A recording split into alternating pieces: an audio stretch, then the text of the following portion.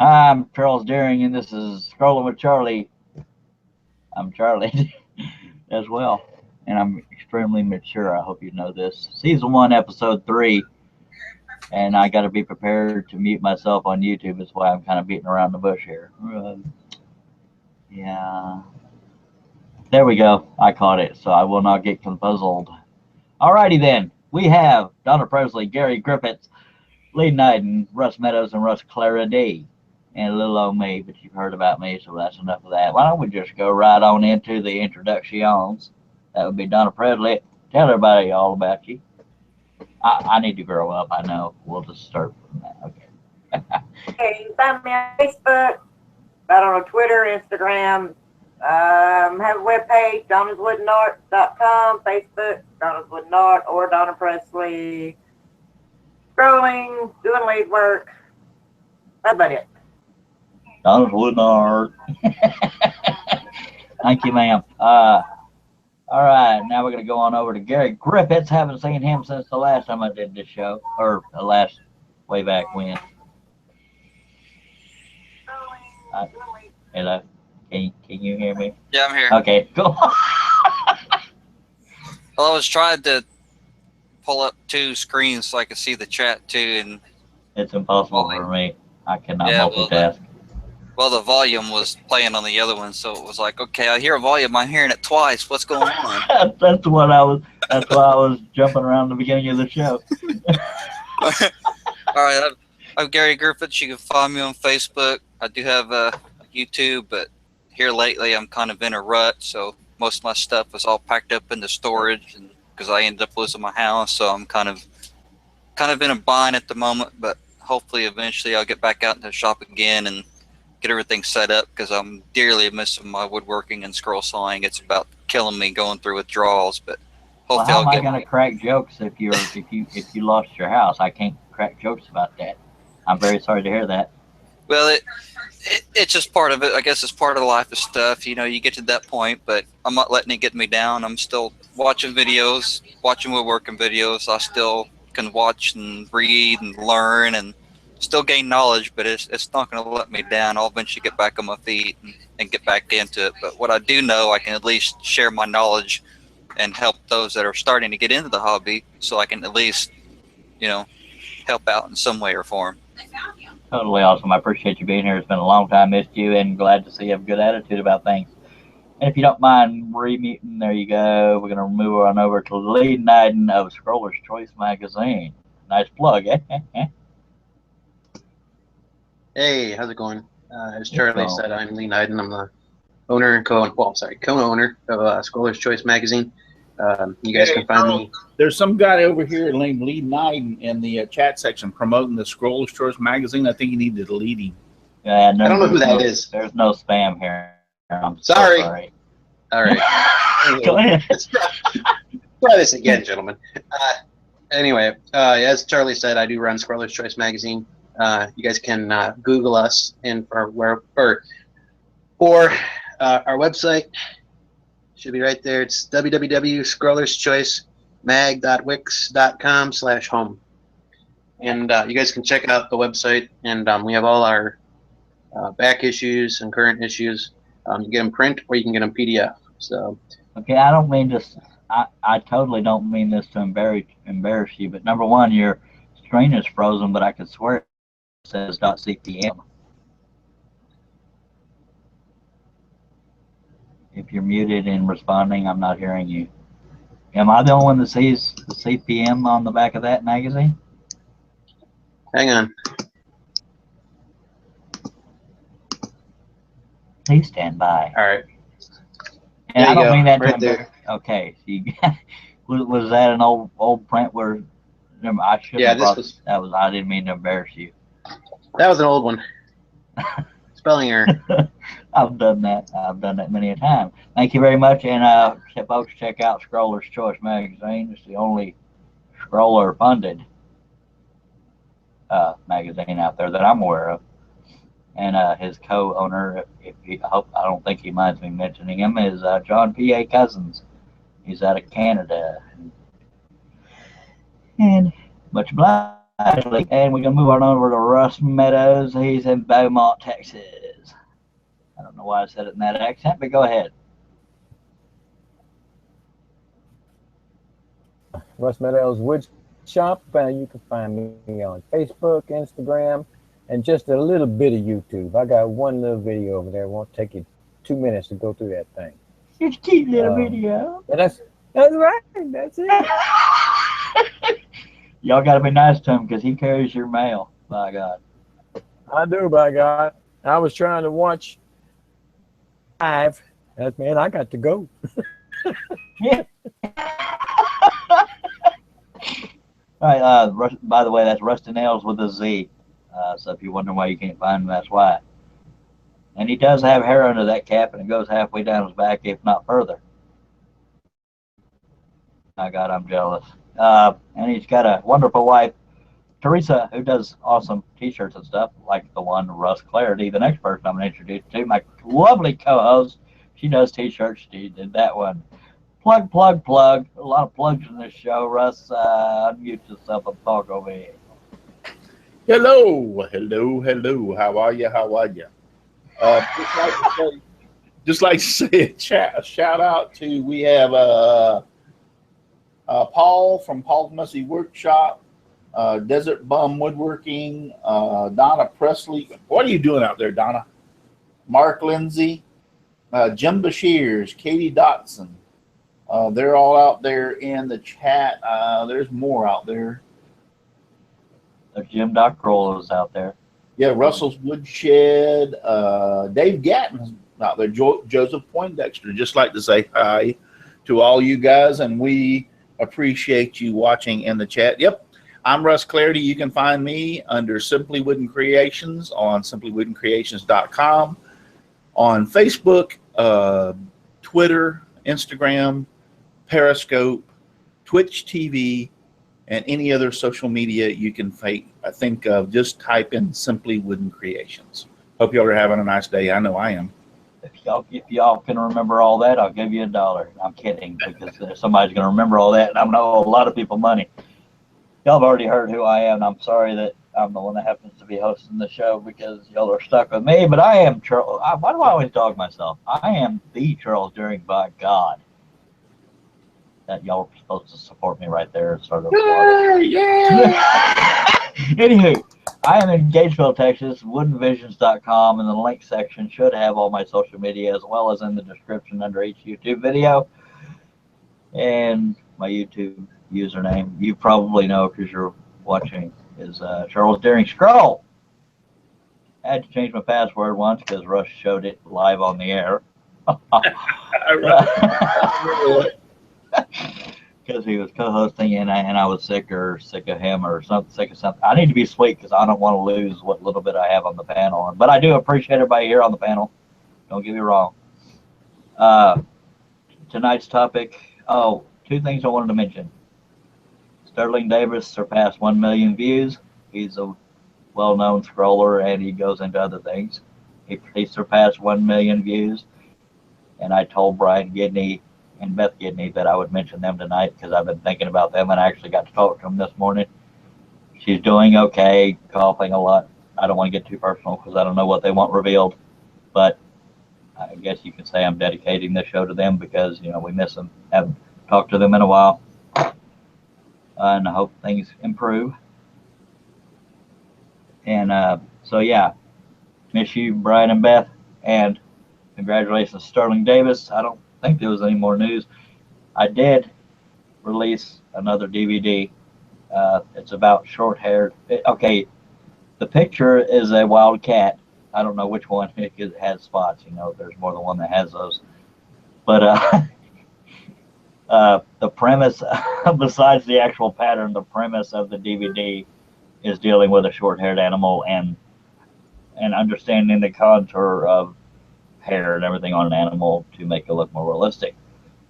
And under my last few YouTube videos, you can find links to this page to get those.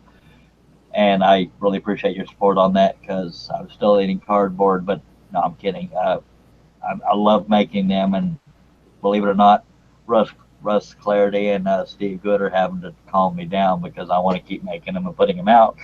They're saying, pace yourself, pace yourself. So, Yeah, we told you we don't want him to flood the market. yeah, and I want to flood the market because I love giving. I just love y'all. Can I say a couple of things? Yes, sir. First off, for those of you who haven't read it already, because I've been trying to post the heck out of it. Oh yeah. I will be at Rockler. I gotta say that right, Rockler. Especially there, you got to say it right. Yes, tomorrow, pretty much all day from the time they open to they close, doing scroll saw demonstrations. And I am an official employee of Rockler, by the way. That's pretty cool. So anyway, I'll be doing scroll saw demonstrations. I did a little live thing today and showed what I was making. It's my demonstrations for the scroll saw is going to be making a box and also a combination with that, making gifts with a scroll saw. So I'm pretty excited about that, pretty stoked about it. I'll be there all day long. It's the Rockler in Altamont Springs, Florida, which is just north of Orlando, Florida. So if you get a chance, come out and see me. And then my big hat to Chad over at Man Crafting for my cup. All this thing is absolutely awesome. I love it, Chad. Love it, love it, love it. So Well, I want one, Chad. Just saying. yeah. Wink, wink. I think he sells them for $35 a piece. If I'm not mistaken. I mean, no, it's very quality work. I'm just envious and jealous, like I usually am, because Yeah, this thing is awesome though. But yeah, I'm really loving this. But that's all. And then TJ's Woodworking Shop is out there. Brad Matthews 1. Desert Bum Woodworking, I think I already said him. Mark Lindsay. Steve French. Hey, Steve, how you doing? Wooden Stuff. howdy day. He's out there. He's a very good friend of mine. He only lives about 15, 20 minutes from me. Yeah, sure. We got to have lunch again today, or a day. Lunch next week. We haven't had lunch in a while. Y'all So. come to Texas and have lunch, dagnabbit. So anyway, so that's it. I'll shut up. It's all good. Okay, now, folks, y'all, right after this show, y'all jump on a plane and go to Rockler, wherever he said it was in Florida, because I was paying attention. It's real close to Orlando, last I figured. Altamont Springs. Altamont Springs. But if you're looking for Rockler, take a left. You want to right to get to Rockler, where Russ is going to be. Yeah. So yeah, I was. Charles. Yes. Kiss where the sun don't shine. This is a family show. Okay. And just for giggles, I'm going to show y'all my latest design. It's not been posted anywhere yet. It is a lioness, slightly detailed. Awesome. I'm sorry, and I'm missing some spots. And if any of you, I know Martin Lindsay is the only person that's has actually written to me and said he watched my DVDs, but I think in one of the DVDs or all of them I talk about, inevitably I forget to trace certain parts of a design, and I think that's what happened here and on the air. So that's a lioness, and it's kind of detailed, but that's what I do, you know. What can you do? And for those, I think I've done 4 DVDs now. The first one's relatively short. This last one's with the cat on the cover. That one's pretty long, but you got to be thorough because they got a lot of spots. And I know I could skip around, but this is just for future reference if anybody buys these DVDs. While I'm working on these patterns, I'm explaining what I'm doing as well as talking in general about things. So if you think how could the DVD possibly be 2 or close to 3 hours long, that's why. It's because the DVD is not just about watching me trace something. I'm explaining things as I'm doing that. So I hope y'all can find your. I can see Russ getting ready to talk smack. He's very long-winded. Yes, I am, and Russ is winded in all directions. But anyway, family show.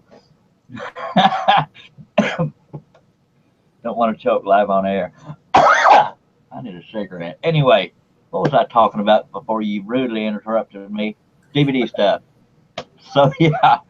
But you're right. When you're doing something as complicated as what you are showing, it takes a while because what you do is in depth as far as making the patterns, whether it be a human feature or an animal feature. So he walks you through it. So it's not he may say it's lengthy, but to me it's not lengthy because of all he needs to be able to tell you what he's doing and how he's doing it. So if that makes any sense.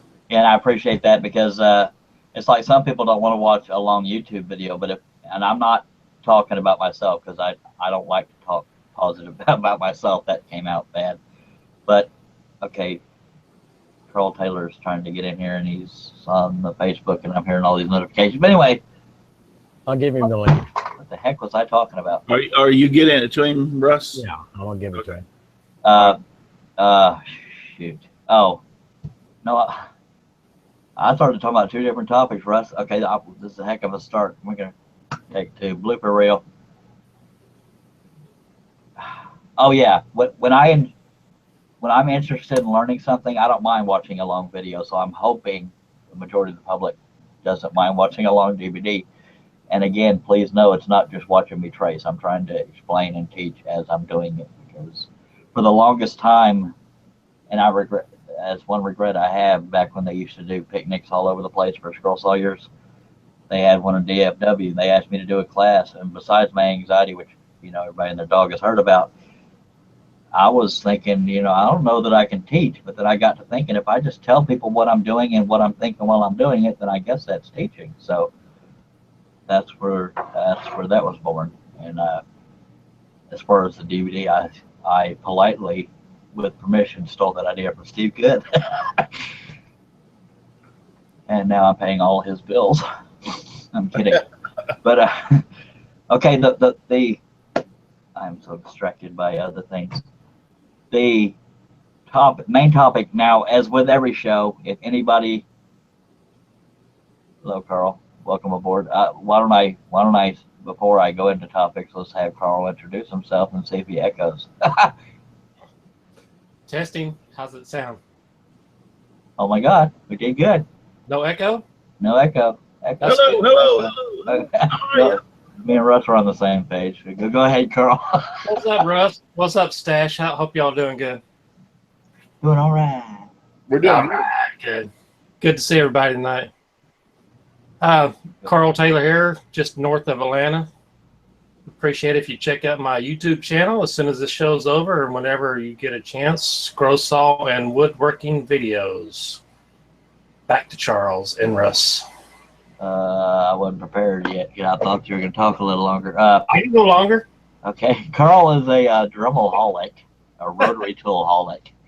Yeah, a rotary tool-holic. I think that guy you got to have at least 25 or 30. He was talking about it today on Facebook. I can see from where I'm sitting, 11. Oh, you got more. Googly. Yeah, that's just where I'm sitting right now. Oh, yeah, I'm just where I'm sitting. Okay, yeah, thank you for being here, Carl. Excuse me while I cough. Little smoke, kids, all right? Good to see you, Lee. And everybody else. And Russ. And Russ. And Donna. And Donna. Gary Griffiths. Gary. I don't know if you know Gary, but no. Let's not leave anyone out. It's quite rude, all right? Oh, God. Now that I'm not echoing, I can talk. We should probably balance it out a little bit. I'm just kidding, but I'm channeling Jamie Page over here. Mute him or he won't shut up. Oh, yeah, you've got to mute yourself, all right? Jamie Page is coming through me, and I don't know why, but maybe someday we'll have him on the show because he does scrolling too, I believe, right? Yeah, he did a picture of Carl Jacobson, his hero, and Robin. Carl Taylor, would you mind muting yourself, please, sir, so I can babble? Sure. The only reason Russ doesn't is because it's hard to go back and forth between chats. I think he has two different whatchamacallits. But why don't I get back on topic? The topic of tonight's show is how to be mature. So I have to hand it off to somebody else. No, it's about the anatomy of scroll saws. And those of you that already scroll are saying, well, whoop-de-doo, with the anatomy of a scroll saw. Number one, we hope to lure in beginners that have more maturity than I do to the craft or work or scroll, because some people don't like to call it crafting because they take it seriously. But anyway, oftentimes the show is aimed at beginners to lure them in and let them know that it's okay to be a beginner and no question is stupid except for me asking my ex-wife to marry me, but that's a whole different story. But did everybody get introduced, by the way? Yes, they did. My mind goes, okay. The anatomy of scroll saws, and the reason why this is a little bit different than just saying, well, this is this and that's that, is with the exception of a couple of us in here, we all have different scroll saws. And so what I wanted to do by all of us showing our scroll saws is we can compare and differentiate the similarities and differences. Well, that's a lot of big words in one sentence, of different scroll saws. So I think that'll be a benefit even to seasoned scroll sawyers. If you haven't seen another saw and you want to see how it works or what parts do what, then by God, this is the first time I've ever noticed that I'm looking at the camera while I talk instead of the panel. Anyway, because the panel is probably making faces at me. Stop, Russ. I will go last because I don't want to be greedy. So I do know Donna Presley has an Excalibur, Gary Griffiths has an Excalibur, Carl Taylor had an RBI Hawk, but it's in parts and storage. So I don't know what he has on hand tonight. Lee Knighton, I believe, has a DeWalt. Russ Meadows has a DeWalt. And don't you, Russ Meadows? Is he nodding or something? Because I'm not hearing anything. Okay. Yes, he does. He has okay, and Russ Clarity has a DeWalt. So I think nine out of 10 scrollers have a DeWalt because they're actually I have two. I have an EX30 also. Yeah, a big old purple machine. Yeah, Yep. I never got to use that, but I needed the money, so I sold it to my friend Russ. Sorry, but I have what they call a Hegner, Hegner. It's manufactured in Germany, but sold through a site called ADV Machinery. That's Adam Delta Victor. That's just fill out the letters. ADVmachinery.com. DeWalt 788. Can you get that from DeWalt.com, or I mean, what sites? Pretty much any tool site would sell it, I guess. Mm-hmm. Okay. Oh yeah, it's Rockler sells it. I think Woodcraft sells it as well. Yeah, I mean they're actually, I think if you look on Home Depot site and Sears, and there's one other. Yeah, there's numerous outlets that sell it. And thank y'all. Gary Griffiths and Donna Presley have an Excalibur. And the only website I know of, but I'm pretty sure it's not the only one, but the best one is Seyco, SEYCO.com to get an Excalibur. Am I wrong? Is there more than one website where you can get an Excalibur? You can't get any Excaliburs anymore. Well, that was a heck of a segue, wasn't it? Yeah. I need to learn. Oh, dagnabbit, Steve Good told us that. So they've foregone the Excalibur, but they can still get parts, according to Steve Good, after talking with, what is the guy's name, Ray? Right. Ray at Seyco. Yeah, Ray at Seyco. He did have an email at one time that I read that he said getting parts for the Excalibur will be no problem at all. He has a good supply of parts, so if we have Excaliburs and something breaks, not the threat, don't worry. He'll have parts to fix the Excalibur, so there's no worry. Awesome. Now thank you for that. There may be a bunch of employees at Seyco, but I have never heard a single negative thing about Ray. I would love to have him on the show at one point. I don't think there's a bunch of employees at Seyco. I think it's like a mom and pop organization where he gets them. The Excalibur is actually made in China. Taiwan. Yeah, I thought it was Taiwan, wherever you want to call that place. Yeah, so it's made overseas and shipped over here, and something happened, and so that fell apart. But Ray is only selling the Excalibur here in the United States under the Excalibur name. It's being sold in Europe, Australia, several other countries, just under a different name, but it's still the Excalibur saw, and those are still being sold and continuing to go on, at least from my understanding. So the parts are free and available. Just because they're not producing the Excalibur for the USA, Canada, don't worry, you can still get parts if you own one. Yeah, they're available, but not free, like he said. In other words, they're available. They're not free and available. They're just available. But Ray, I have never heard a negative word about. I mean, this guy is the epitome of customer service. I've never heard a negative word about him, and so I don't mean to be rude, but somebody needs to mute themselves because I only have two brain cells and they're colliding. Of those of you who are interested in the DeWalt DW788, Rockler is having a sale on them right now. They're $499 with the stand. So Look at Russ already being a good employee. Of course, they're going to fire him the second he gets done with that class. I have hard to tell him, man. That's a good price too. Well, he's probably considered part-time, but yes, that is a good price. And in DeWalt is girls Seiko has their new saw. Yeah, I believe it's actually branded Seiko, isn't it? Steve Good. Mm-hmm. I completely went blank on this. Branded Seiko. yes. So when Steve Good had it, Georgia, and I would love to try one out. I'd love to try an Excalibur out, but you don't fix what ain't broke. So I mean, I have a saw. I like to do huge projects, so as big as saws I can get by, God, let's do it. There's gonna be a ride up in summer. Okay, I assume you're speaking to Scroller's Choice magazine there, Lee. You're muted if you're trying to talk. Yeah, summer issue will have the write-up on it. Oh, you totally got some words at the bottom of your screen. How in the crap did you do that? I know that's off topic. It's on the side somewhere. They move when you move. That is a trip. Dude, don't get me started on that stuff. Anyway, where was I, Russ? You're supposed to be paying attention because I'm not. Well, the differences in them. Oh, yeah. Yeah, we were talking about DeWalt 88. That is the most common that I'm aware of. I could be wrong statistically, but it's considered middle of the road, but very dependable. That's why they've done so well. I believe the Porter cable or the new Delta is like a mirror image of it, just a different color scheme. I believe it's the Delta that copied them. Or it's okay. All saws over here, including DeWalt and Delta, are made by Stanley Tool Corporation. They own everything, and so the DeWalt held not really the patent.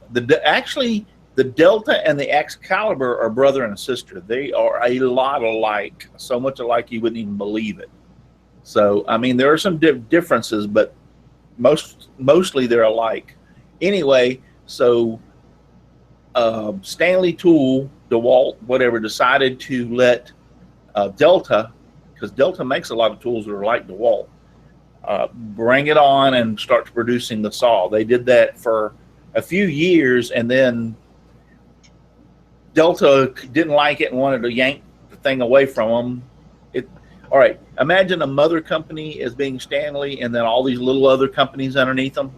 Well, DeWalt's over there going like, that's not fair, that's not fair. And and Stanley goes, well, what's not fair about it? But they changed some things up on the Delta so it doesn't look exactly like the DeWalt, but it's still the same saw. They're still identical. They use everything. And for the price, they're very, very, very good saws. And like I said, they're the brother and the sister to the Excalibur. So yeah, and if any of those companies are watching, Russ is not quoting y'all exactly. No, that's not fair. Well, it's just a little internal squabble because the mother company is Stanley Tools. I mean, so the only there's another scroll saw I believe it's relatively new is a jet scroll saw, and Steve Good also has that. He was unable to join us tonight because he's out having a family dinner or something to that effect. But I understand because he's a busy guy and he's a family guy. But the only complaint I have heard about the jet scroll saw is that it does not do well with the scroll reverse blades because the reverse teeth won't come up out of the opening. So I've heard through the grapevine, nobody quoted exact. But Charles, there was somebody, I think it was. It's on another forum. I can't think of which one it was. Somebody had a jet saw, and I said the problem they had was reverse blades. He said he has not had an issue with the reverse blades coming all the way through the table. It may be the way that they're being set up. Okay, yeah, Steve Good told me he was going to look into that, see if he could figure it out. But now, Steve Good was not the one that had the problem. He had heard from somebody else, but, you know, we don't want to quote anybody, and I'm not here to badmouth any company. But on that same note, nobody sponsors me, and that's not a complaint. Nobody sponsors me, so I will not suck up to any company unless they sponsor me. But I'll still be honest, but I'll be more civil. But that's the only thing I had heard that was a negative. But I think the negative aspect is that for those that were having problems with it, the company, quote unquote, this is not an exact quote, don't have any plans to deal with it.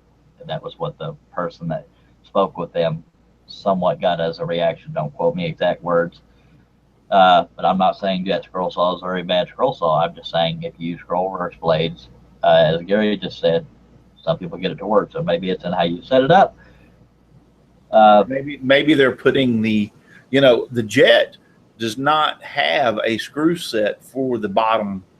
The bottom blade. There is actually a blade holder that you actually separate from the saw, and you actually insert. Like you can hold the little thing in your hand. You insert the blade outside and tighten it down with a little set screw, and then you put it inside the saw. So, and you can get more than one of these. I think it comes with 2 or 3, but you can get more than one of these to set up several different blades. My point is maybe the people that are saying they're having problems are getting the blade. I don't know how it works. I haven't seen one. I don't either.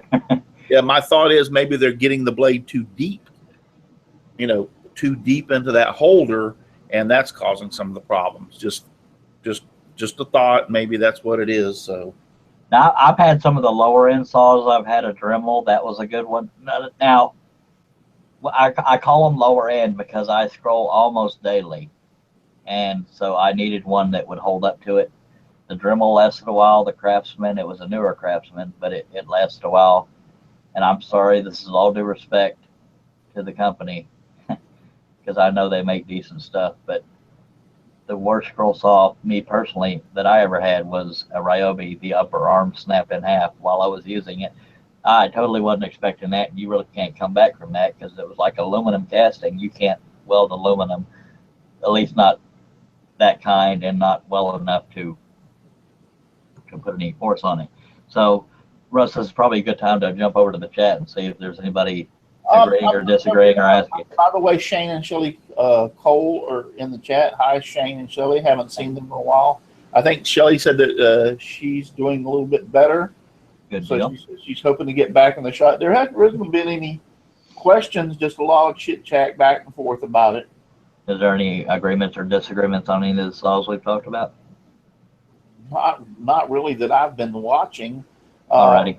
Just wanted to give them an I will say that I opportunity. did see at the Tampa Woodworking Show this year before the Atlanta show. I went to it with Paul's Messy Wood Shop, or Paul Corliss, Dreadnought Wood Shop, Daryl Jones, me and a few others. We all went over there. And I did look and see the jet scroll saw up close and personal at the Tampa Woodworking Show.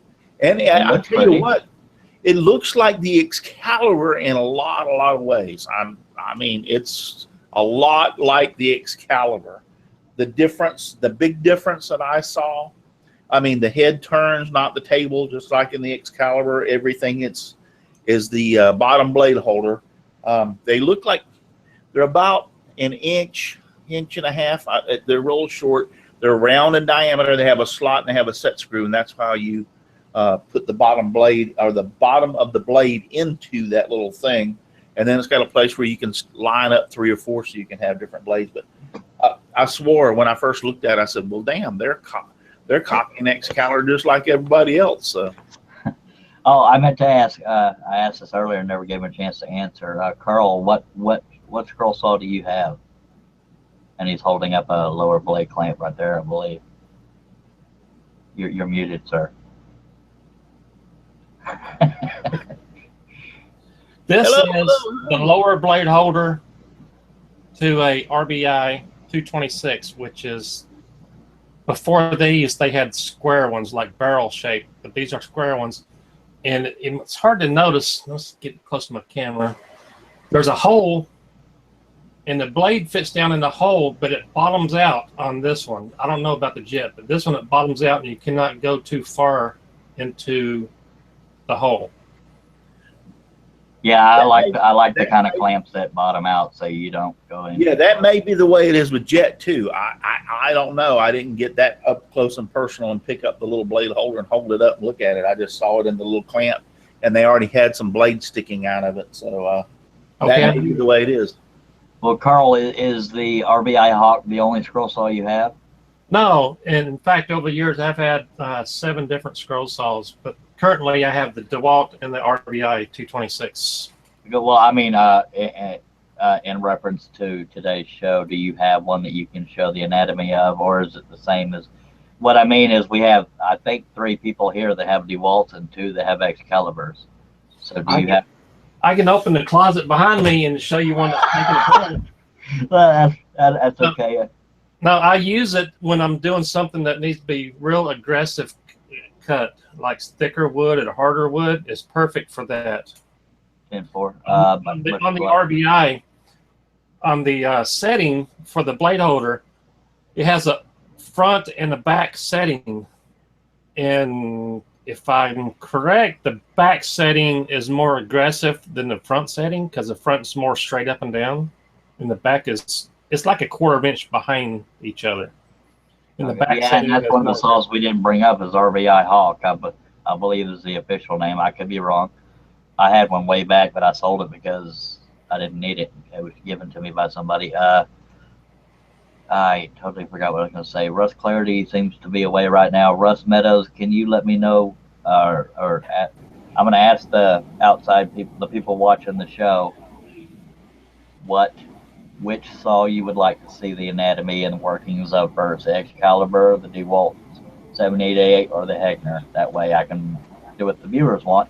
If they want to see the Hegner first, then I'll go first. But otherwise, we can start with the Excalibur. I mean, is there any kind of consensus going on in the outside chat?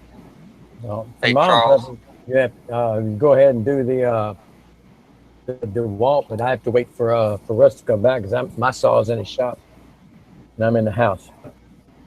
All right, so I guess we'll do the DeWalt. Yes, Gary, what can I do for you, sir? Paul's Messy Workshop said that he didn't like the bottom blade holder on the Hegner, and he was asking how you felt about it.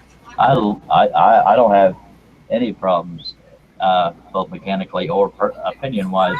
The only complaint I have about the Hegner is I wish the table was bigger, but I could probably fix that if I just knew how to manufacture a cover to the table. That's relatively simple from what I hear. But I have no problem with that bottom blade holder. Is he talking about the blade clamp or the thing that holds the clamp? He just said bottom blade holder. I don't know what he okay by which one. So if y'all don't mind, even though Russ Meadows just talked about the DeWalt, I'm going to go ahead and show y'all what he may be talking about. So I'm going to keep the camera on me and see if I can coordinate my webcam. Thank God it's not attached. Sorry for the mess. Okay, well, this is a good time for the cord to get caught. Well, let me do it from a distance here. This is the Hegner scroll saw. If your shop's not in a mess, you're not doing any work. Well, that's true, but this is actually my computer room, and it's just as messy as my shop. But okay, I got to get my flashlight out. I'm prepared here. The lower blade holder is, where's my camera? That's the lower blade holder. Now I got to figure out a way to point the camera and hold the flashlight while I point at stuff. So I apologize for those getting dizzy. Wow, I really should have pre-planned. Okay. You need to lock on yourself, Charles. I am. Okay, well, it keeps flashing back between a couple of people. Okay, how do I present myself? Click on yourself. Present to everyone. I clicked on my thumbnail. That didn't, Right. I guess that didn't keep me there. So let me try to balance my hand on my desk here. I'm so sorry, folks, for the dizziness. Okay. I'm trying to get it out of the way of the thumbnails. This is the lower blade holder right here he's talking about. But I need to get up higher and not behind the panel. There's a little cradle. This part right here might be what he's talking about. It may not be tight or it's bent or something, but if you take this lower clamp out of there, Paul, I believe that's who was talking about it. Maybe tighten this little cradle. I want to get closer, but I'm already getting people dizzy. Let me try to get closer here. I'm so sorry, folks. Wow, I am really butchering this, ain't I? Good Lord. I go left, it goes right. This is really hard to... Okay. What you're seeing inside of that little cradle is the lower blade clamp. Wow. I am embarrassed at my... Yeah, so that's the thing he's talking about. Yeah, dang it. Sorry. That's probably as close as I can get and as steady as I can get. That is, you'll notice that clamp is up against... Dang it, I can't point and do... It's up against the top. It's got like a triangle little thing above it. It's because I have... Back up, Charlie. Back up, Charlie. It's because I have tension on it. And I'm gonna take the tension off, this is the tension lever. I am so sorry, folks. I can't say it enough about the shakiness. I've taken the tension off, and this is the upper clamp holder. It's a aftermarket part. It's called a quick clamp or something to that effect. The upper blade clamp looks exactly like the lower. Hello, where did I go? The upper. Charles, quit apologizing. Everybody's saying that in the chat. Sorry. Okay. I'm just more embarrassed than anything that I'm doing this. But anyway, this is the upper blade clamp, and it looks exactly like the lower blade clamp. Now, with the blade taken out of that clamp and the tension taken off, you'll notice that this is no longer sitting pressed up against the top. It's free moving. Wow. So basically, you could take that out. Yes, and that's why I'm trying to balance. I'm gonna see if I can balance. I can't. No, I'm so embarrassed. I see what you're. I never knew that. So that has a lower removable blade clamp. Yeah, so this thing right here flexes, and that's because if that blade breaks, boom, pull it out. Well. And it cradles in there, and there's a slot in the top of the table. Well, I'll be darned. I'm just doing this. I never knew that about the Hagner. He had to stop himself, but I'm very proud of you. You got that. Now I'm trying to keep it from being so. In other words, behind the panel. Jet did the best of both worlds with a couple of saws. They took that kind of removable lower blade thing and incorporated it into the Excalibur. Is what I see. Yeah, it seems to be. I gotta get the clearance plate thing here fixed because I didn't stab it through there. So excuse what the camera's doing while I line that up. Okay.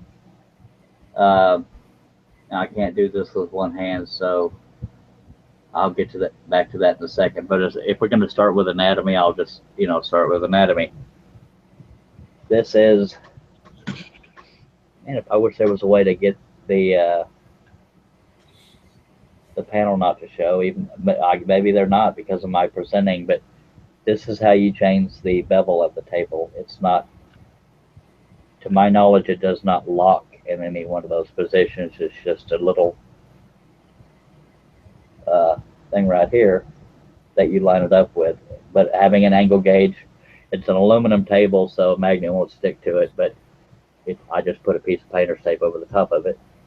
But this is how you would change. Good lordy. This is how you would change the tilt of the table. This shows you your RPMs. I use it full blast. Okay, Charlie, get this going. Okay, we're working on it. I have. Okay, so this is your RPMs. It goes up to 1700 RPMs. I don't know what the average scroll saw goes at. As far as the DeWalt says 1 through 10, and I keep it on 10. Yeah, and I believe the DeWalt matter of fact, I'm almost positive the DeWalt manual tells you what each number is in RPMs. Yeah, it does. I don't pay attention to that. I take that back. If I'm cutting real thin stuff, I slow it down. And this is, as far as how a scroll saw works, this right here is, I believe, called a cam. If it goes, well, I don't have it. Let me set this down for a second. I got to clamp the blade in right quick. And while Charles is clamping the blade in right quick, and we're listening Ding, ding, ding. to blank screen, I'll go over here. Let's see. There were Hagners are be a pretty high install. They've always been a high install. They've never dropped. They are really a high install. I think they start up close to around the $1,000 range, and Yes, sir, the day.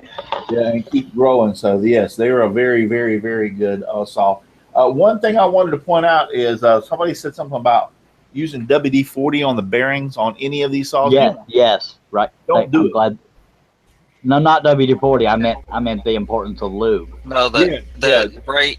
I think it was Ray was told me at one time the bearings on most of these saws are Yeah. sealed bearings, meaning they're Well, greased for life. And he said they're if you use not. WD-40, it washes the grease out of the bearings. So if you like a needle bearing that can be greased, you can. But if it's a sealed bearing, don't use WD-40 or anything because it If washes it's a the sealed grease out of the bearing, the bearing. reason it's sealed is because nothing can get into it. So that Yeah. flutes that. But my point is do not use WD-40 because WD-40 is such a thin oil that on like the DeWalt, and I don't know about the Hagner, but I do know about the Excalibur and a few of those others. There are needle bearings in there, and they need like grease. And if you use WD-40, you will wash that grease. It's a thick lubricating grease. Well, this particular saw just uses those little black and white bottles called machine oil. Yes, Yeah. machine oil. Yeah, so that's what those do. But Yeah. I appreciate y'all's feedback on that. But for the sake of, I don't want to take too long. The show may run long, but I think it's important what we're doing here. That is the area. There's one on the upper arm as well as on the lower arm here. Yeah, I didn't want to get into a big thing about the greasing of them. I just was pointing that I just seen that about the WD-40, and that's like, no, don't do that. Okay. And thank you, guys, by the way. That's your tension knob back there. I wish I had a tripod or something to put this on, but it's a webcam, so it's not set up for that. But this is the bellow. This is what makes sure as a bottom. Okay, I may just have to talk a little louder. Come and turn this all on. It is on a wooden floor, so it might be a little bit noisy. Okay. So, I mean, for a tool in general, scroll saws aren't really loud. I hope y'all can hear me. Can you give me a thumbs up if y'all can hear me? Okay, I got one thumbs up. There's two. Okay. That's the saw in motion. It's a very quiet saw, but that bellow by the lower arm opening and closing, it looks completely still on camera to me, but that lower arm is squeezing that. And if you follow that tube, it's coming from the back of that bellow into the upper arm there.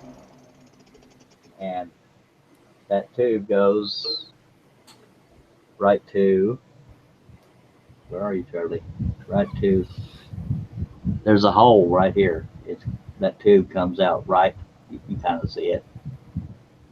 So that's how it keeps dust out of your way. But I don't know that any scroll saw is really perfect. That's why the Scroll NATO was made. Real quickly, this is what holds in the quick clamp on the Hagner.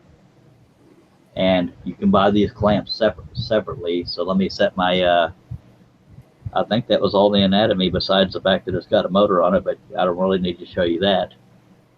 Let me put my webcam back in place and I will show you one that's not in the scroll saw. You can buy these clamps separately. Oh, I'm dizzy. Okay.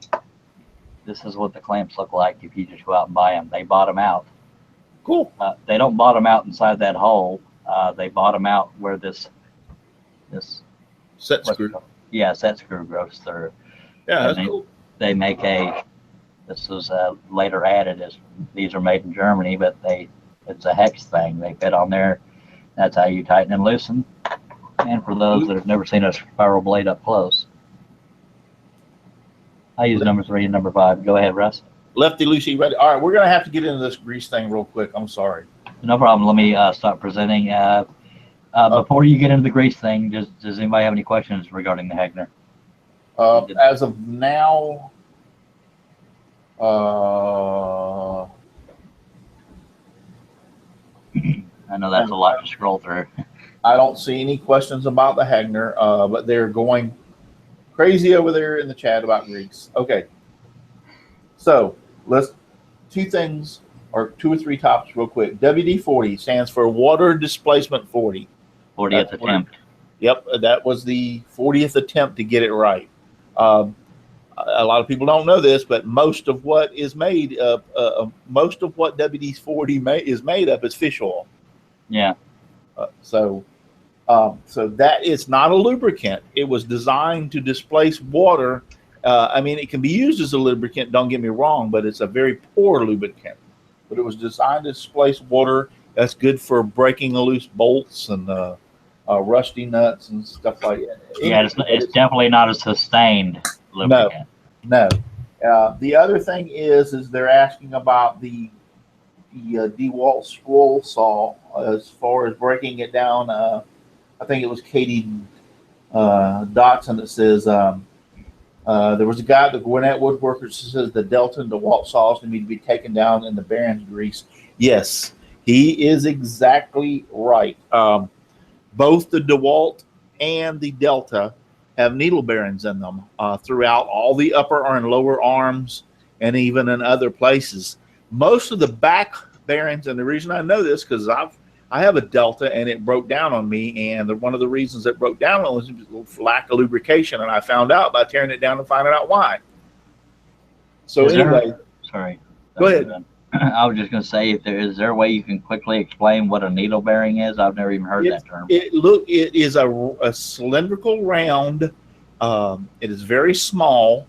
They're only probably a quarter of an inch, maybe. Every one of those pivot joints in the DeWalt arm, lower and upper, has a sleeve there's a round cylindrical, and they are totally encircled by these needle bearings. Okay. Basically, if you took a pencil lead, you took a bunch of those mechanical pencil leads and put them in a round circle and encased it around metal, that's what a needle bearing would be. Let's see if I can find a fairly good picture. Russ, do you happen to have your DeWalt there with you, or does anybody? No, I didn't bring it in the room. It's okay. So, Lee, do you have yours with you? I'm letting you go on, Russ. I'm just, as far as anyway, eyes all on. those little needle bearings that are in there, in all the joints in that lower and upper arm, they have a sleeve in them. They need to be greased. You can use pretty much. I used, matter of fact, the last time I greased mine, I used the waterproof grease for my boat that I use on the boat bearings because it's waterproof, and that's a really, really, really good grease. It's very expensive. I used it to lubricate all the bearings. But you need to actually take it apart and pull those little sleeves out. Well, that's a whole, I don't mind doing it. That's a whole different thing. And greasing into those bearings and putting them back together. They're very poor lubricated from factory from the get-go, and they will fail really, really, really quick. If I was a hobbyist, not so, but if you're using that thing a lot, every day, they'll fail on you quick like. And so it's a much easier thing to lube them up. If you want to go on and talk about something, okay, I just wanted to let you finish your point. I can go out there. I have an arm out there that's from one of my old scroll saw with some bad bearings in it, and I can go out there and get it and bring it in and show. Okay, while you're doing that, I believe Gary was going to say something. Yeah. Hey, Russell, with those bearings and the scroll saws being so small, what would be the best way to grease them if you could, like with a toothpick or a Q-tip or something like that to get the grease in there? I think I used a very, very, very small screwdriver, and I just pushed the sleeve out of them, took some of the grease and put it on the end of I'm talking about, how a watch screwdriver, thing that you work on your watches are really small, and just put some grease around in there and shove the bearing back through there or the sleeve back through there, and it was fine. So it's not that hard to do, but on every one of those joints is those, and they're very, very poorly greased from factory. So you should be aware of that. If you're a heavy user of one, I'll mute myself and run out. Okay, you muted yourself before you were done, but I get what you're saying. You'll be right back. Before we go on, Russ Meadows, can you let me know if the outside chat has any questions about the Hagner, and then we'll move on to Lee Knighton since he has a DeWalt right behind him.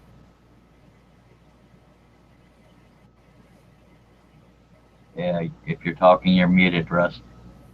I'm not. I don't have the chat up. I think Gary does. Oh, is anybody Yeah. asking? Is there any comments or questions about the Hagner? I haven't seen anything yet. Okay.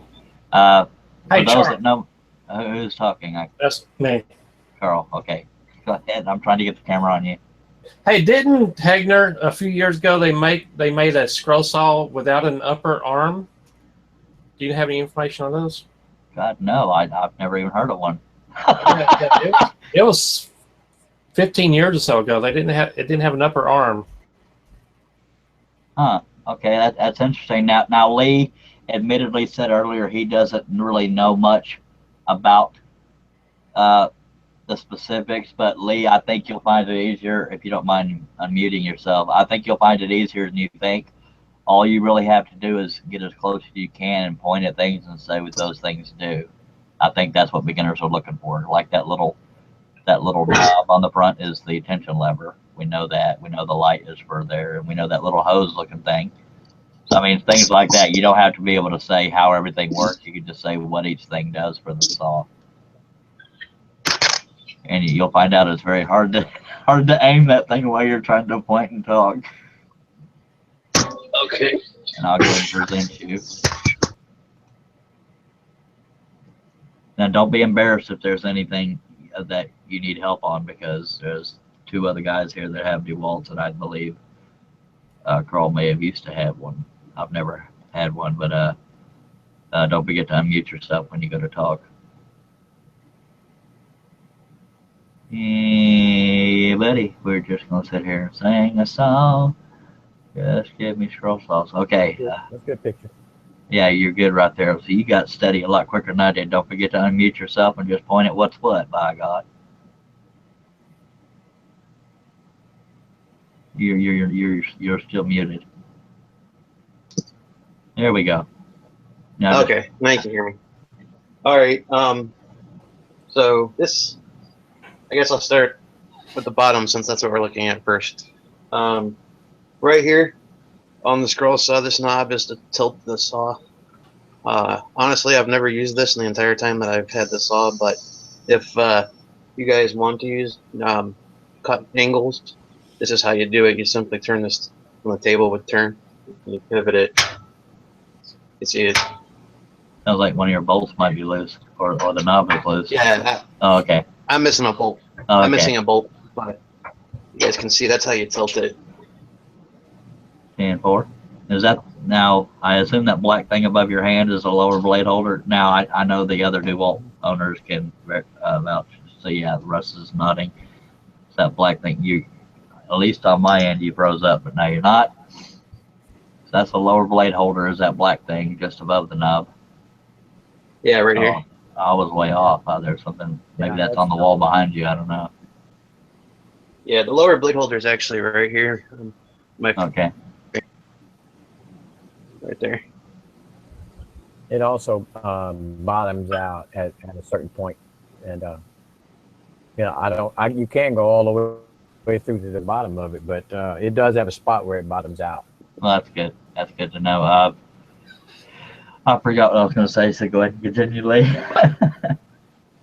And then I'm trying to do this and hold the computer at the same time. So Yeah, it's very, very difficult. I found that out because everything's backwards to you. It's like trying to do a weather report with a green screen. Okay, so you guys can see right here the red button. That's your on and off switch. Right there. And directly behind that, this is the tension. Right here. Or I'm sorry, this is the speed. Sorry. Control.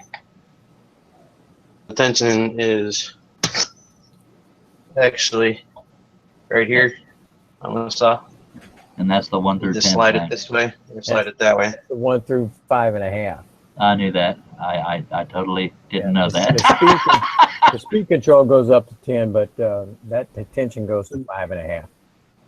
Now, is there anybody on this panel that does not use their saw at full blast? Because I do mine I do completely not. full blast. I don't. Really? No, Thank you, Lee. I have Thank that you. saw, and well, the reason I don't use it at full blast, I usually have it on about 7. The reason I don't go full tilt is because I don't have it set up right for the what little vibration that it does have, and the angle and stuff. When I have it on 8 or higher, it really vibrates for me. Okay, so you don't have a stand or a solid bench? Right. No, it's sitting on a bench, and I don't have the stand for it, and that's the only reason I don't. As soon as I get it set up the way it should be, I'll be able to kick it up a lot higher. All right. Yeah. Thank you, Lee, thank you for that information, Russ. And thank you, Lee, for showing. I know it was a little difficult. One thing I forgot to mention, and it won't take 2 seconds. Number one, I didn't buy this saw because everybody that knows me knows I'm broke. I was taking care of an elderly guy, and he had a little bit of money. And when the saw I had at the time broke, he said, "Find the best saw. Tell me how much it is." Boom, he bought it. That was an 18-inch. I got lucky getting this 22-inch. And when they're referring to inches, they're talking about from that blade. Wait, I guess I should present myself, huh? Because that made all kinds of sense. When you're talking about 16 inches, 18 inches, 22 inches, or just the term the throat is from the blade. The tension's not right. The blade to the back of the throat. That is what they mean when they say 18, 16, whatever inches. That's how many inches they're talking about. So that's all that was. So let me stop presenting myself, and I believe Russ Clarity is back, and then we will get to Donna Presley for the Excalibur. Yeah, first, just one of the things I want to, a sealed bearing, the reason they call it sealed is because it's sealed. It doesn't get anything in or anything out. They're very expensive, and they last a lot longer than any of these other bearings because they're sealed. So you don't have to lubricate them. You don't have to do nothing. They have a long lifespan. Dust doesn't get in them. They're okay. The DeWalt and the Delta do not use seals bearings. They use what's called needle bearings.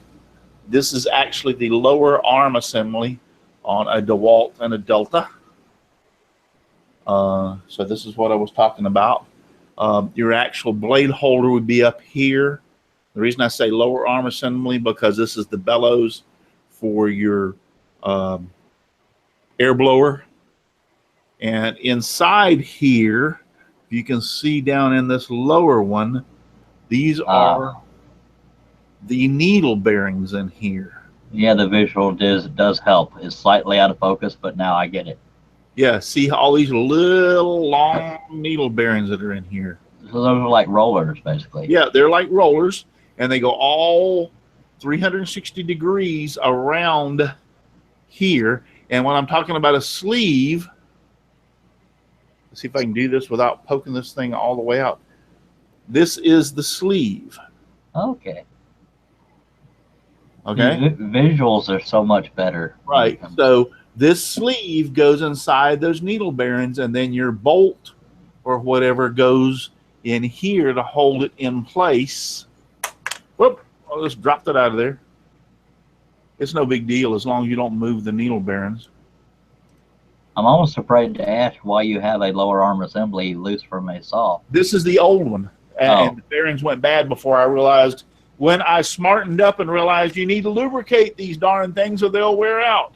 And let me tell you, if this bearing goes bad, you don't replace this bearing. You buy the whole arm assembly and replace it. So, I'll be the first to admit I do. I'm not as, what's the word? So anyway, this sleeve goes in and out. Now the sleeve is missing in this bottom one. Actually, I think this is the one that went bad. The sleeve that is missing in this bottom one. But all this is the same thing. If I pull this sleeve out and you look inside there, you should be able to see. The bearings are as long as the sleeve. So if I hold this sleeve up here, That's how long the bearings are in this hole right here. Okay. And the same thing. See how short this is? Well, guess what? This has a really short sleeve with the short needle bearings. So the needle bearings are as long as the sleeve. They're housed inside here. But they are lubricated. This is not a sealed bearing. If this was a sealed bearing, I wouldn't be able to do this. So what you're going to have to do is to lubricate this is pull the sleeve out like I just did. And then you will take some. This is a very big flat blade. A very big. Yes, it is. Yeah. And what you're going to do is dip it in the grease and then put it inside here and just make sure you lubricate it real good. If you get too much in there, don't worry, no big deal, because what you're going to do is shove this sleeve back in, and then all the grease that's too much will be forced out, and you just clean the inside of the sleeve and then wipe off the bearing, and you're good to go. And those of you that have done any mechanical work, that's equivalent to the term packing the bearings. Yeah, packing a bearing. That is exactly right. But these don't have, I don't have the sleeve in here because I think this is the one that went bad. There's some flat, and a good way to tell if your bearings are bad is inside is you pull the sleeve out. And what you're going to want to do is inspect the sleeve, and you want to clean it off real good. This one's not clean, obviously. Clean it off real good and start looking around.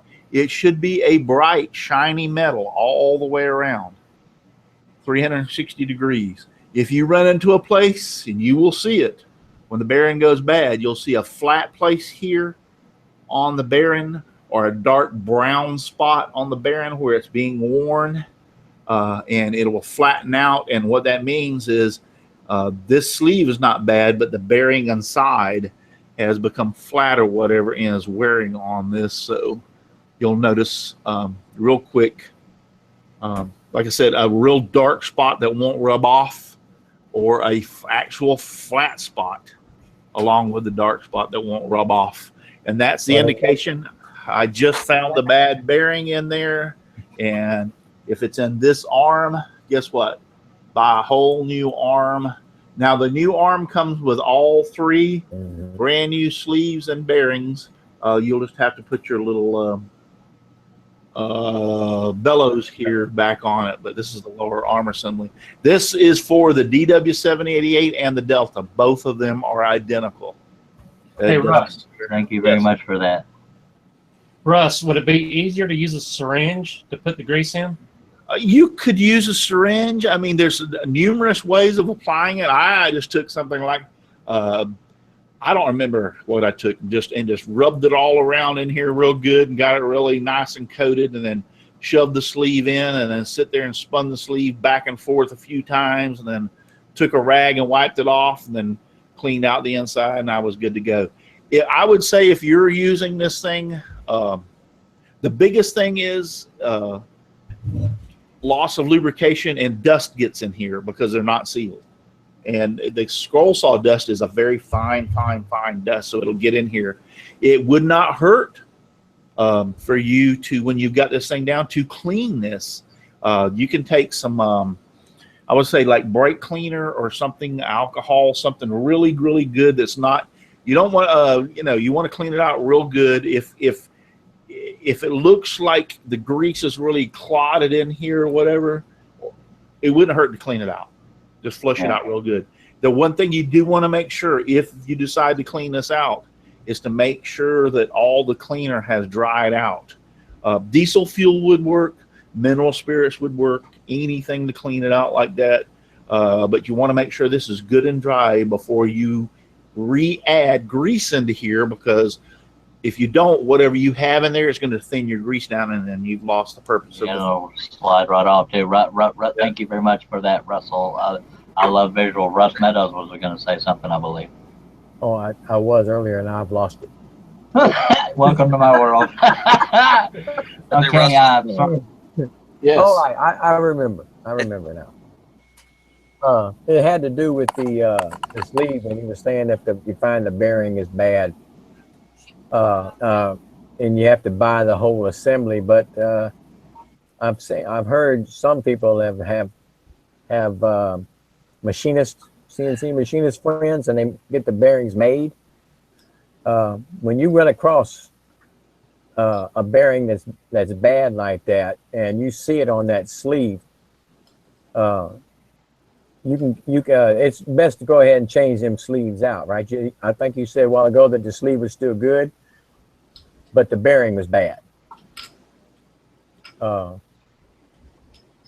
If you have somebody that you know that can make those for you, you replace the sleeve and everything, right? If you see that. Hey, I think it would cost you more to have that done to replace it, because the whole assembly is only like $25. So is that right? I mean, all due respect, I was going to say it's probably just quicker to get it through DeWalt, but I thought it'd be a lot more. One thing out there, real quick, and I do want to comment on this. Sorry, but somebody says about using a Q-tip or whatever. No. Do not introduce anything like cotton or fibers or anything like that into these bearings. That's the worst thing in the world. It'll get in there, and then you'll have all kind of complications. You want to keep anything fibrous, other than I would even recommend when you dry it off with a paper towel, for instance, and I would use shop towels, not even your regular towels, because shop towels have a lot less fiber in them. But to blow everything out real good with the air to get anything off of them, because you stick a Q-tip in there and those cotton fibers get in these bearings. Oh yeah, you're asking for problems. Okay, real quickly, I believe, Gary, I'm going to get to Donna here shortly. Gary, I believe you had a question for somebody or a comment. Yeah, for Russell, a couple things. Somebody was asking like how often they should be greased, and I think somebody mentioned if you would do a video on breaking down the DeWalt and how to get to the bearings and where they're located at. Yeah, I can do that.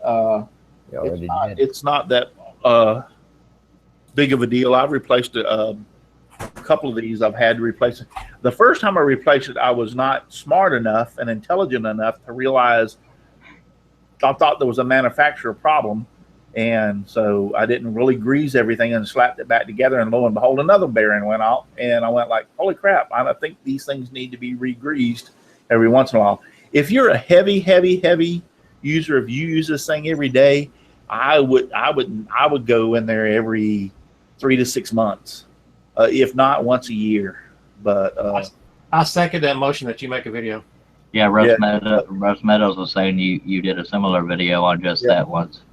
Yeah, so every 3 to 6 months as under heavy use, and once a year if you're just an absolute hobbyist.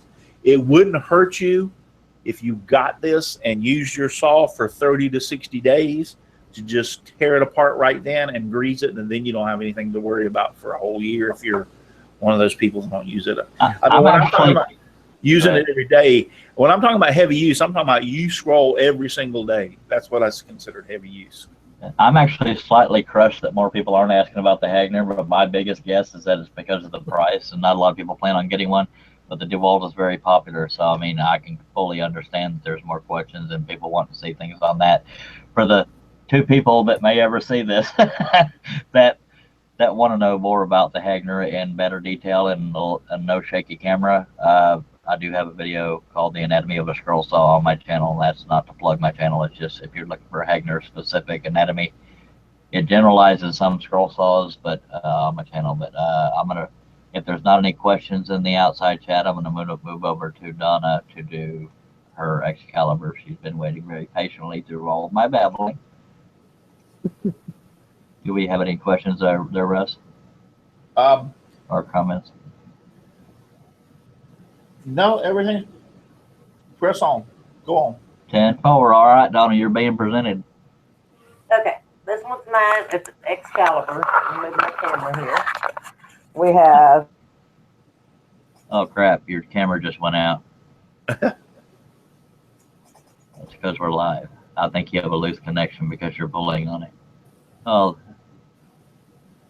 please stand by. You gotta adjust yourself. Okay, there we go. Okay, if you're talking, Donna, we cannot hear you. You might just be trying to get the camera in place. Don't you love live shows? Russ never has this problem, do you, Russ? Donna, if you're talking, I hate to break it to you, darling, but we can't hear a word you're saying. You probably pulled everything loose. Can you hear me now? Yeah. Okay, I'm just Because leaving you're it there. okay. We have underneath the table, that I just showed, you have a handle. You can undo the handle, and instead of the table going at 45 degrees or however many degrees you need, you just loosen it up, and the arm up top moves, so you still keep a flat surface for scrolling, which is I love that. And then your tensioner is automatic. Unflip it, tighten up your blade. It will automatically set your tension. At the back is where you can raise your arm, lower it if you need to. I've had to adjust before. This one here is your speed. Usually I keep it on high 90% of the time. And then you have on and off. What is the depth of the throat? The depth is almost 2.5 inches. No, I mean blade. What I mean is a 16-inch scroll saw, 1822. Well, I measured it from the front to the back of the table is 23.5 inches. Side to side, the biggest part is 13.5 inches. Okay, but from where the blade goes through the table to the back of the throat. I think that's an EX21. Okay, that'd be like a 21. Okay, that's what I was getting at. Thank you very much. Let me stop presenting you right quick. Thank you very much for that. And I apologize to anybody because barely any of us have crystal clear webcams. I know that would help. But thank you very much for your efforts there, Donna. Yeah, I have to readjust the thing again. No problem. I understand. And I know how the live stuff goes, but as far as clarity, I was shaking, and I know everybody told me to stop apologizing. But I apologize that she didn't have a crystal clear cam, and everybody's doing the best they can. But I guarantee you, anybody out there, including people in the chat, I mean, anybody watching any of these shows, us on the panel are not always the experts on everything. We just have scroll sawyers on the panel. And I'm not saying that to dig on anybody on the panel. I'm just saying there are people that watch the show that have as much or more knowledge than I do. And You're talking about yourself, right? No, sir. Okay, Russ Clarity is the only perfect person on this panel. In other words, I guarantee there's people out in the chat right now discussing and answering questions to each other. Yes, I actually, that's a good point that you brought up, Charles, is there are some people out there that have when somebody has a question, actually answered them, and so there's a lot of very knowledgeable people out there. Something was brought up real quick about this being pressed in, and yes, you are right.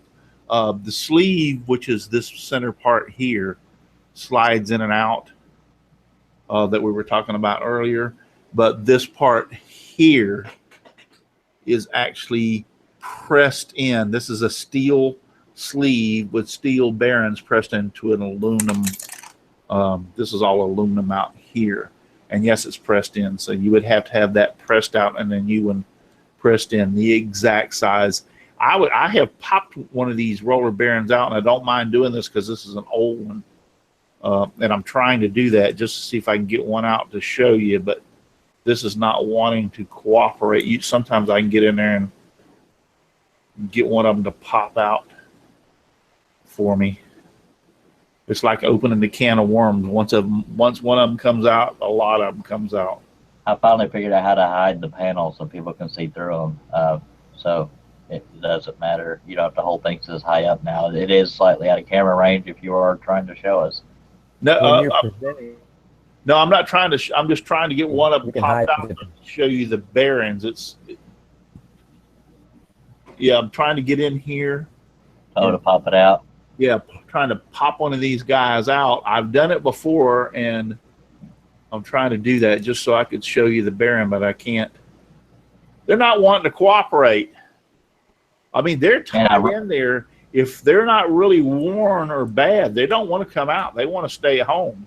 Yeah, and Russ Meadows, I I didn't know if it was by default that when you presented it hid the panel or not, but I found an option on the top black bar to Yeah, hide the when panel. you are presenting, I've seen this last week as well. When you're presenting somebody, that hide the participants button comes alive, and you're able to hide the panel. Yeah, and I So you just can figured see that what out they're as doing. we were going. I wish I had done that earlier in the show. I wouldn't have had as much trouble when I was showing the Hegner. Yeah, I can't get these guys to cooperate, but sometimes I can get in here and get in them, especially if they're worn, and get one of them to pop out. And then once you get one of them out, they're all coming out. Trust me. And But they just don't want to cooperate tonight. of course not. Hey, is anybody watching the outside chat? Is there any kind of questioning or blah, blah, blah, blah, blah? Yes, that's right, Katie Dotson. This is called the outer bearing, or this is called the bearing race.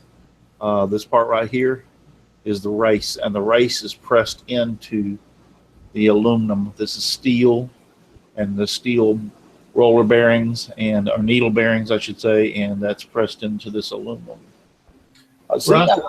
Katie Dotson knew it was called a race. So, Russ, what's the name of that grease that you use? Do you know? I don't remember the name. Wheel bearing grease from an automobile. I've used that. I just happened to one day have that. It's waterproof grease that I use on my boat wheel bearings. I get it in a tube. And my boat has a thing where I just walk up to it, and it's got a little spout on the end of the bearing, and I just keep pushing until the grease comes out everywhere, and I know that bearing is nice and lubricated, and all the water's been forced out of it. And I tried that one day, and it was like, wow. Yeah, for the average person that, if aren't able to locate marine-related grease. Just wheel bearing. Just automotive stores will have all-purpose grease. That's they actually call it that. Yeah, just a good bearing grease is what you want. You don't want oil. You want something that's going to be there, stay on there with these bearings for a period of time. There's grease in here. Hold on.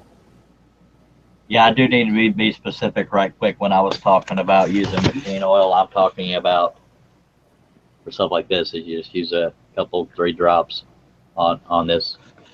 You just put it right there on the springs, or keep the manual to any scroll saw you get, because it'll tell you things like this. But this kind, you would put the drops on, but the kind Russ and anything that has to do with bearings would be all-purpose grease, or however you want to do it. Good automotive bearing grease will work. I can't get one of them to get out. I think I've got some more out in the box, but it's getting so late. I'm not going out there and digging through. Jim Dockrell says, I think Russ's waterproof grease is known as green. Yes, it's green. That's a green color. It's used for the bearings for any boats and stuff, trailers that go in and out of water. It's called waterproof grease. And I use that. And actually, when I used it, I was going to say, when I said wow, the reason I said wow is because it actually quieted the saw down some. It was such a slicker grease, so to speak, that the saw was a little bit quieter. I was like, it was noticeably enough that I could tell a difference. Yeah, and you don't even realize there's a noise until you've quieted it, because, you hear the slightest little squeak or click, and a lot of times that'll go away when you do the greasing or the oiling, depending on the saw. I don't have. Somebody said a magnet will work. I don't have a magnet. White lithium grease, yes, that's another good grease. John Schaffner just pointed out. That's another good grease. So just don't use oil. Oil is a lubricant for like your automotive engine and other things.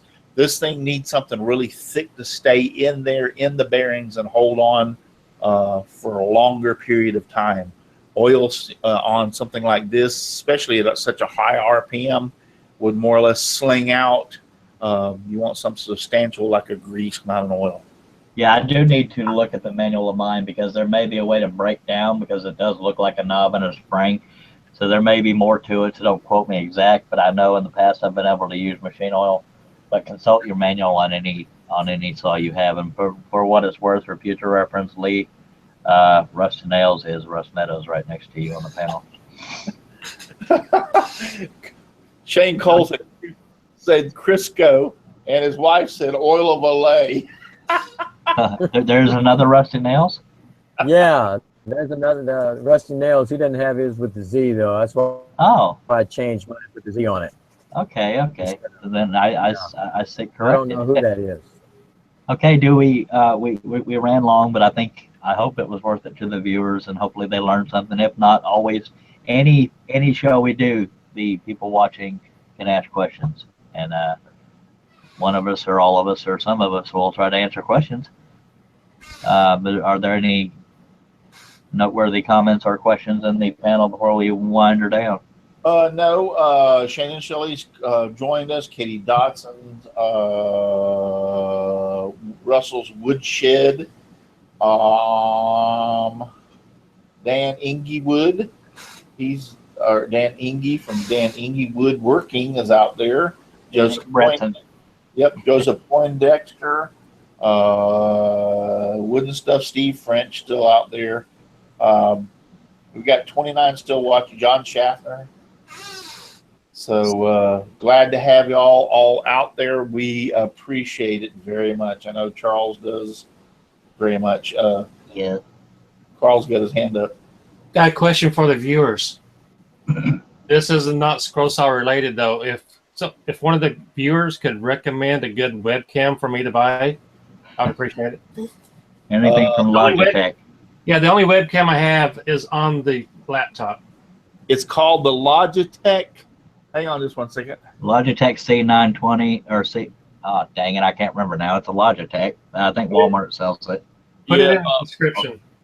Yeah, Walmart sells it, and I've got it right here in my hand, but I'll be darned if I can. It's 1080p Logitech. And how do I show it to you? Because I'm looking at it. So yeah, I'm going to get y'all dizzy too while I look at the manufacturer, the model number of mine. Mine has a built-in mic, by the way. Dang it, I can't find it. Here, hold on just one second. Let's see if I can do this. Settings. There was two different versions of the Logitech at Walmart, and in one of them, the reviews said they had a lot of issues with getting, I think it was Windows 7 to load the software. So if you run Windows 7 with it, it has a hard time with it. Hey, Carl, can you see me?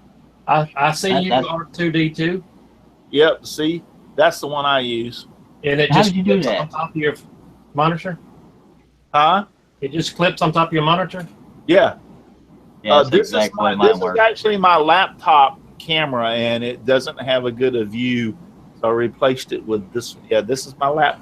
Hi, I'm still here. Yeah, I was wondering how the heck you're able to show your webcam. That's very similar to mine. Mine's very so slightly different, but I think mine's probably a C9 and his is a C10 or something. Or yeah, this thing, it even comes with an onboard mic. Yeah. So if you don't or have problems with the microphone, this will replace both the camera and the mic. This thing is awesome. Buy it today. Go down and tell them Russ sent you. How long is the cord? It's like a 6-foot cord. Well, mine's not quite 6 feet, but it was long enough for me to show you my scroll saw. But yeah, you can get them at Walmart. They sell good webcams. So Logitech, if you're watching, you're welcome to sponsor the show. Just kidding. I'm back on the light. See the difference? How I can gets a better zoom in and everything. I can actually control the zoom on this. Actually, it comes with the software to control it back and everything. So Zoom back out, will you? That's funny right there. I tell you what. Matter of fact, I zoomed in a little too far. So, all right, folks. Well, I don't have a clever song, and Russ is going to try to steal it if I stop talking. So I want to thank Donna Presley, Gary Griffiths, Carl Taylor, Lee Knighton, what's his face, Russ Meadows, Diddley, and You did it to me last week too, by God. just give me sawdust. Just stop singing. That's tomorrow night, baby. Sorry, it was a reflex. That was a reflex. I swear, I'm sorry to be so rude on the air, but I appreciate all y'all being here. I appreciate everybody watching. All three of y'all. I'm just kidding. Any questions you ever have on any show, even if it's off topic of what the show's about, ask, because that's what we're here for. every one of us. And if you ever want to be on the panel, if you have a working mic, which is kind of ironic because I think the first show Carl had an echo, and but I like Carl, so I dealt with it. But if you have a working mic and a working webcam and or both, whatever, because when I first started doing scrolling with Charlie, man, I'd let anybody on and they didn't have a mic or a cam, and they'd see this little. But anyway, if you have a working mic or working webcam and you want to help contribute to the show, want to be on the panel, contact me on Facebook, or I ain't gonna sing. It's funny. It's funny. I could sing on a stage with music and everything, but in a little bitty room, so to speak, I I'll can't sing for you. No, I'll just stop the show now. Okay. Everybody say la la la la, so it doesn't sing. Love you, Russ, but that's Saturday. Anyways, we're hour and 32 minutes into the show. We love you too, Russ. I'm sorry for dragging on, but hopefully the viewers appreciated it and love that y'all watch. But I was going to say, oh, this is actually on behalf of Russ. I wanted to do this, so I'm glad I thought of it. And Russ probably is too. I have to publicly thank Russ. I ordered something from him because I was too lazy to try to figure it out myself. Oh. I will no longer have vibrating videos because I ordered a crane. He made me 5 of these. It's a crane. It's not fully assembled, but I think at some point he's going to have a video out. But the camera goes on this little platform right here that I haven't attached yet because he forgot to drill one hole, and that happens to be the one I'm holding. But it holds onto the ceiling here. It pivots 360 degrees, so I will no longer have vibrating saw videos because of the wooden floor in my shop. This part I'm holding up. The part I'm holding is the part that attaches to the ceiling. So, and I ordered 5 of them, and it's maybe overkill because I want to be able to get all kinds of views. Not views, dagnabbit. Angles. Angles of the angle of the dangle is connected to the dissecting point of the triangulide mortar. And that's starting to sound perverted, so we probably should end the show. The angle of the dangle, there's just something wrong there, I tell you what. Yeah, Well, how the heck do I stop doing this? Stop presenting. Just let me sing, it'll be all over. No. Oh, Lord have mercy. We love you. We have fun doing this show, but thank everybody for being there. Thank everybody for watching. And if you have any questions or anything you would like to see for a future broadcast besides a new host, because it is my channel, kiss my behind. Appreciate you watching, but the main thing would be, by God, just scroll on.